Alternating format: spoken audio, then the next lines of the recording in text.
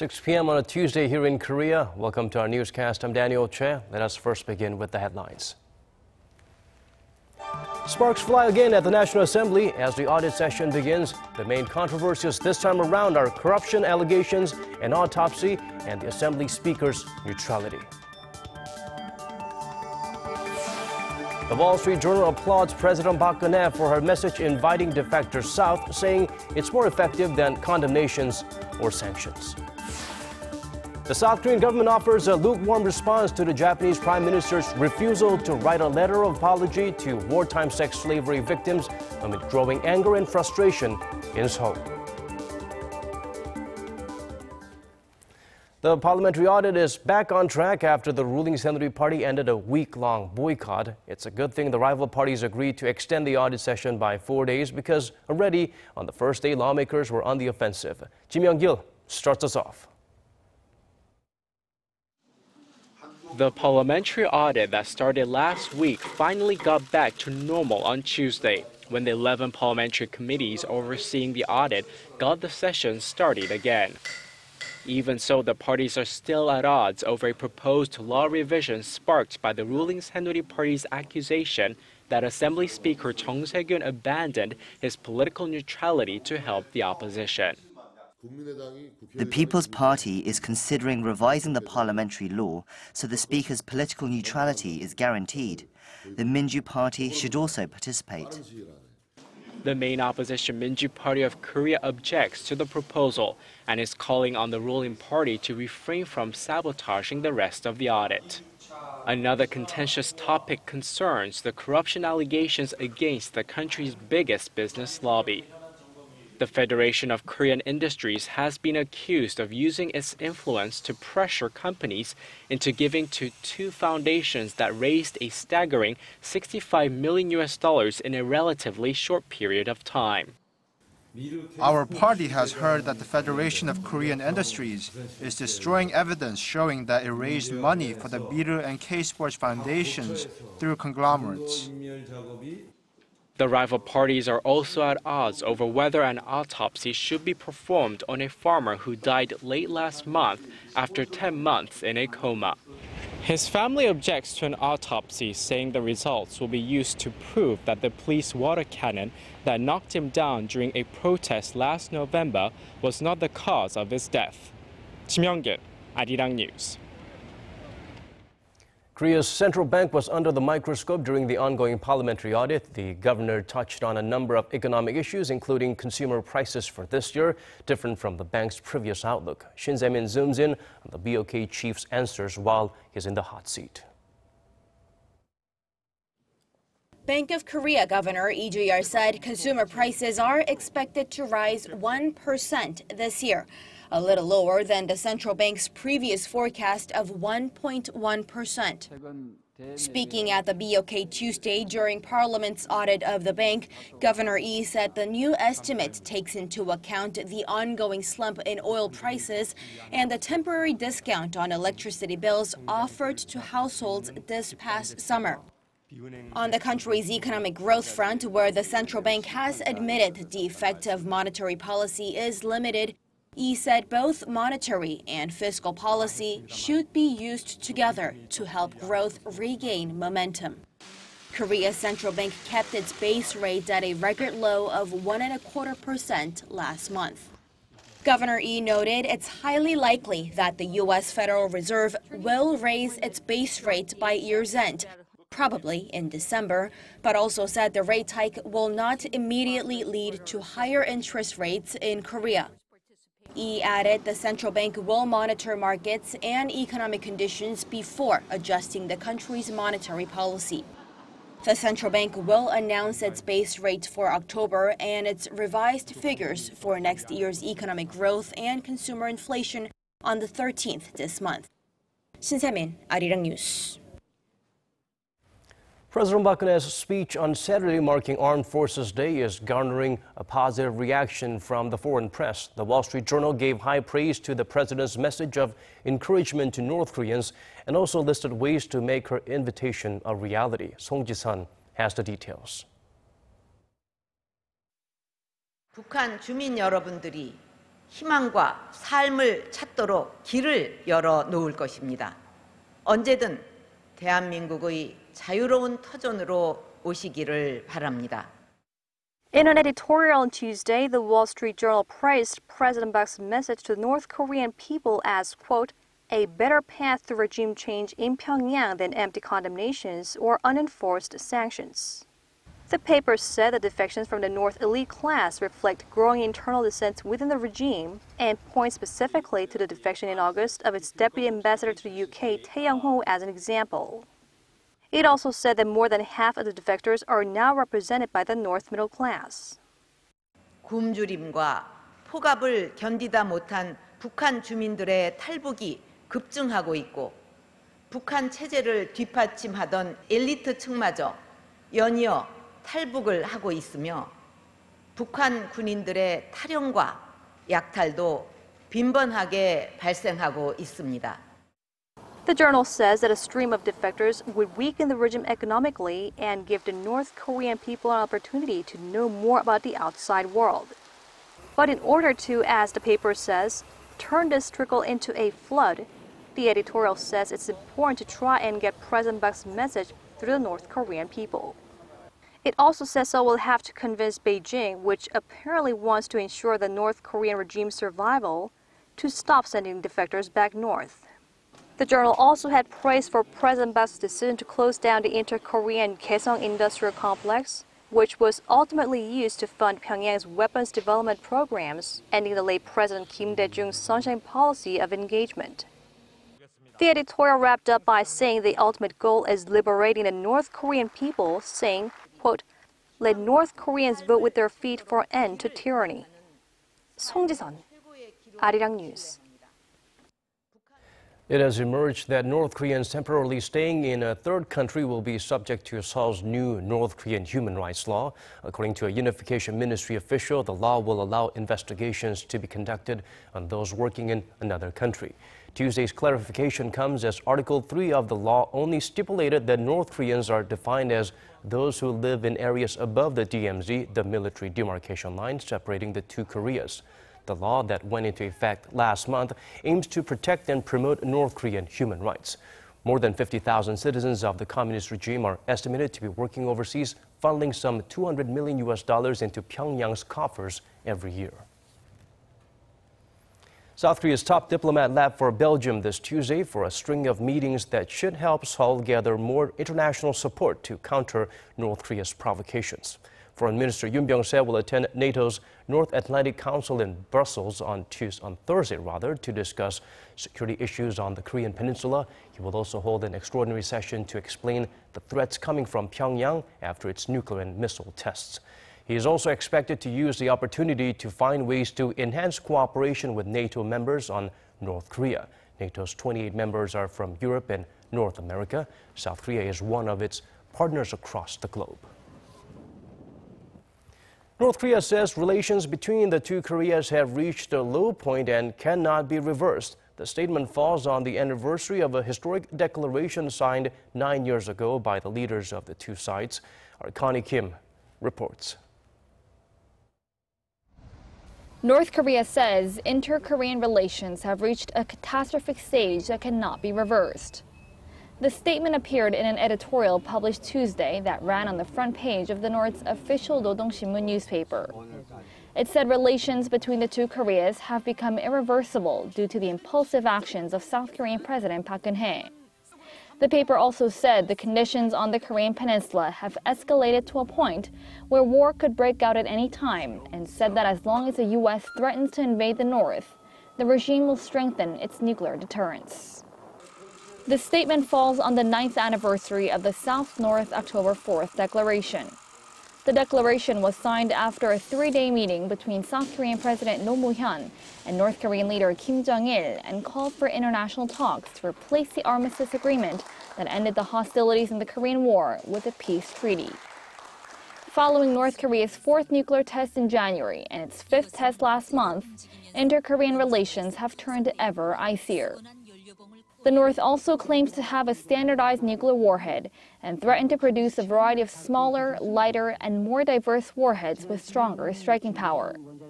That's why officials in South Korea and North Korea watchers believe the regime could conduct another long-range ballistic missile launch, or possibly another nuclear test to mark the anniversary next Monday of the founding of its ruling Workers' Party. Pyongyang has record of carrying out provocations on or around an important anniversary date. The nuclear test in January was conducted 2 days before Kim Jong-un's birthday, and the second nuclear test this year coincided with the founding of the regime. With the North unwilling to scale back its nuclear and missile ambitions, and President Park's hardline stance on the North unlikely to change, it seems that inter-Korean relations will remain at a standstill for quite some time. Connie Kim, Arirang News. On matters pertaining to national defense now, Seoul is planning to buy more Taurus air-to-surface missiles, which are capable of targeting North Korea's key military facilities. A defense ministry official told Seoul-based Yeonhap News today that the military has decided to buy 90 additional Taurus missiles. The original plan was to deploy 170, but following North Korea's fifth nuclear test last month and its continued ballistic missile launches, the decision was made to make an additional purchase. The Taurus missile has a range of 500 kilometers, and the missiles can automatically trace its targets and penetrate a concrete wall that's up to 6 meters thick. Japanese Prime Minister Shinzo Abe's refusal to send a letter of apology to Korean wartime sex slavery victims angered many in both Seoul and Tokyo. Adding to the frustration is the South Korean government's lukewarm response. Kwon So-hwa tells us more. Korea's foreign ministry declined to offer a direct comment in reference to the questions being raised about Japanese Prime Minister Shinzo Abe's refusal to send a letter of apology to wartime sex slavery victims. We refrain from commenting on Prime Minister Abe's remarks, especially on his particular expressions. The government is continuously cooperating with the Japanese side on implementing the December 28th deal to heal the wounds of the victims. According to Japanese media outlets Monday, Abe said he is not at all considering sending a letter when asked whether he would implement additional measures to resolve the sex slavery issue. Tokyo's Foreign Minister Fumio Kishida had apologized on Abe's behalf during a joint press briefing on the day the deal was struck. However, civic groups in both Japan and Korea have demanded the Japanese Prime Minister send a personal letter of apology to the victims, and Seoul's foreign ministry had also recently made remarks seeming to refer to the same.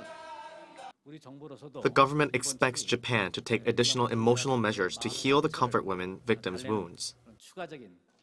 Although the deal was struck to end the decades-long row over the so-called comfort women issue, the arguments don't appear to have abated just yet.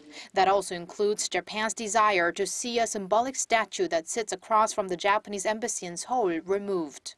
Meanwhile, Korea's ambassador to the United Nations, Oh Jun, said during a parliamentary audit that last year's agreement was reached in a bid to normalize diplomatic ties between Seoul and Tokyo, but that this doesn't mean it affects ongoing discussions on the issue in the international arena. Kwon So-hwa, Arirang News. Moving on to other stories now, South Korea posted a current account surplus of slightly over $5.5 billion in August, continuing its surplus streak for a record 54th month. According to the Bank of Korea, the seasonally adjusted surplus was the lowest figure in 4 months, down more than $3 billion from the surplus posted in the same month last year. The central bank attributes the relatively low surplus in August to the slowing increase in the pace of exports. Outbound shipments in August rose 2.6% on year, just topping $40 billion. Imports edged up 0.7% to around $35 billion. The deficit in the service balance, which includes tourism and shipping, narrowed slightly in August from the month before. It's been nearly a week since the country's anti-graft law came into effect. Initially, there were growing concerns of how it could affect certain businesses. But now we're hearing some positive feedback, especially from office workers. Our Lee Min-young takes a closer look. The anti-graft law, known as Kim Young-nan Act, is aimed at fighting corruption, setting a limit on cash gifts of 100,000 won, or about $90 US. For presents of other kinds, the price cap is about $45, and it's about $27 for meals. Those apply to people working in certain sectors, including government and the media. Since it took effect last Wednesday, the Kim-Yong-nan law has taken a toll on business at fine dining restaurants and golf courses, but some people are more than happy with the change it's bringing. Instead of attending expensive dinners with co-workers, more office workers say they're heading to leisure and sports facilities after work to have fun and stay healthy now that they have fewer appointments. It's really fun. It's a great way to relieve all the stress from work. The number of office workers enrolling in our climbing course has increased a lot. Work dinners and after-work parties used to be a daily, all but mandatory routine for office workers. But because the law imposed penalties on those caught being treated to a meal above the price cap, many of them are now free from those business obligations. Some are even using their lunch breaks to take foreign language courses. More office workers are signing up for our language courses, and we're planning to offer more Chinese courses for business use. The Kim-Yong-nan law has introduced to root out corruption among public officials and to create a more clean-handed and transparent society. But beyond that, many hope it'll create a social environment that encourages people to focus more on their own well-being and that of their families. Lee Min-young, Arirang News. We've come to the end of our newscast. To our viewers around the world, thank you for watching. And for our Korean viewers, more domestic news updates coming right up.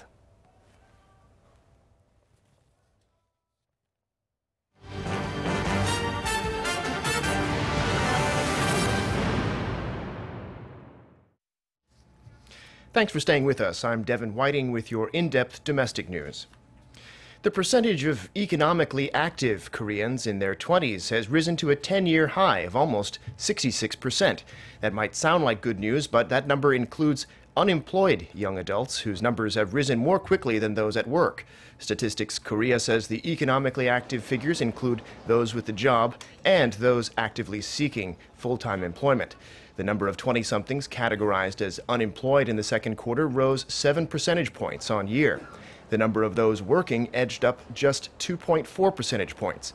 Korea is continuing to struggle with youth unemployment, with the latest figures showing a 17-year high for the month of August.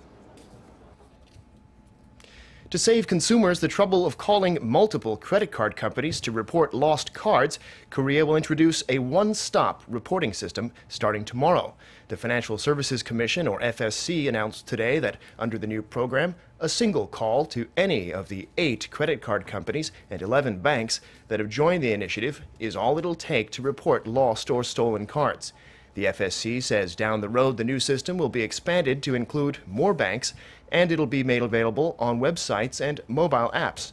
An FSC official said the new initiative is not only more consumer-friendly, but will help cut financial losses. Now, the weather's certainly cooled off a bit, and in parts of the country, the leaves are starting to turn. And that rustic atmosphere has got people flocking to the many festivals being held around the country. Our Oh Jung-hee visited 2 of the biggest ones in the cities of Kimjae and Jinju. Autumn's a season full of festivals here in Korea, so I took a short trip to the cities of Kimjae and Jinju, which hosted 2 of the country's biggest. The Kimjae Horizon Festival was held in Kimjae, Jeollabuk-do Province, which is often called Korea's breadbasket. It replicated Korea's old farming villages with thatched houses, scarecrows, and traditional amusements like swings and tightrope walking. Visitors could try out activities associated with rural life, like cooking rice the old-fashioned way, using an iron pot on a wood fire. At home, we normally use an electric rice cooker, so it's really fun to cook rice with pots. I'm looking forward to tasting it. Elsewhere at the site was a music competition. Teams from all across the country showed off their best nongak, that is the traditional folk music played by farmers. Each team presented their own musical style, choreography, and costumes, and captivated hundreds of visitors. The music is so exciting. I was clapping along the whole time. In the afternoon, I headed down to Korea's southern city of Jinju, where tens of thousands of people were enjoying the Jinju Namgang Lantern Festival. Starting with beautiful fireworks, it offered a variety of attractions to visitors from not only Korea but from all over the world. Another way to have fun at the festival, besides appreciating the lanterns, is to make your own and write your wish on it. I just made mine and will now float this on the river. The lanterns on the river shone like stars in the night sky. Some were hesitant to send off their creations, making sure to take plenty of photos and cherishing the moment. On my lantern, I wished for a year filled with good times, good friends, and new experiences. I just moved to South Korea, so I'm hoping that this entire year is full of all those things. The Kimjae Horizon Festival ended on Monday, but the Jinju Namgang Lantern Festival will shine on until the 16th of this month. 오정희, Arirang News. Now, Korea's southern resort island of Jeju is feeling the indirect influence of Typhoon Chaba. The Jeju Regional Meteorological Administration issued a typhoon watch at 1 o'clock this afternoon, and all ships were told to go back to port. Wind speeds on the island are expected to reach as high as 35 meters per second, accompanied by heavy rain in the coming hours, between 80 and 200 millimeters for most areas, and up to 400 millimeters in the mountains. Waves up to 8 meters high are expected tonight in waters south of the island.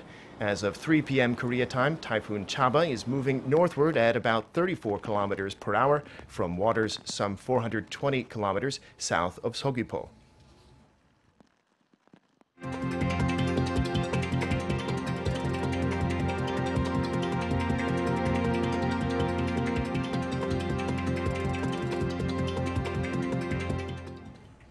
Those are some of the stories we're following right now. Thanks for watching.